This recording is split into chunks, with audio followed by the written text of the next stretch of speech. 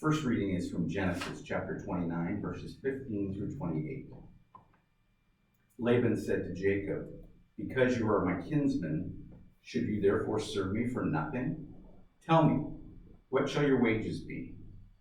Now Laban had 2 daughters. The name of the elder was Leah, and the name of the younger was Rachel.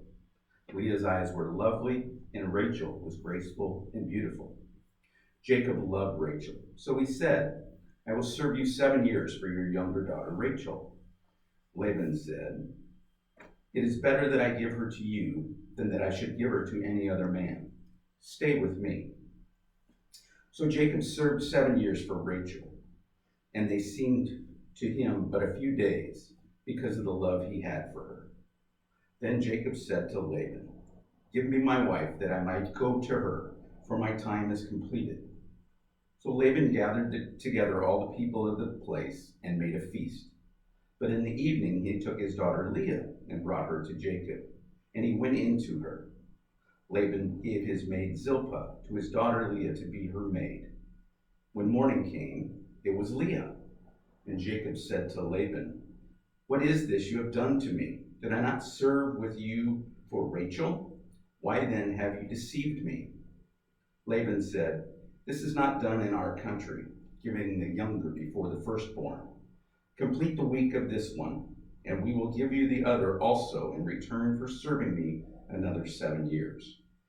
Jacob did so and completed her week. Then Laban gave him his daughter Rachel as a wife.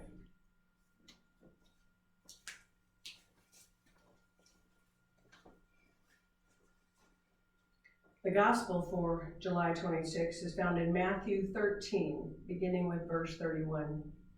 Jesus put before the crowds another parable. "The kingdom of heaven is like a mustard seed that someone took and sowed in his field. It is the smallest of all seeds, but when it has grown, it is the greatest of shrubs and becomes a tree, so that the birds of the air come and make nests in its branches." He told them another parable. "The kingdom of heaven is like yeast that a woman took and mixed in with 3 measures of flour until all of it was leavened. The kingdom of heaven is like treasure hidden in a field which someone found and hid. Then in his joy he goes and sells all that he has and buys that field. Again, the kingdom of heaven is like a merchant in search of fine pearls. On finding one pearl of great value, he went and sold all that he had and bought it. Again, the kingdom of heaven is like a net that was thrown into the sea and caught fish of every kind. When it was full, they drew it ashore, sat down, and put the good into baskets, but threw out the bad.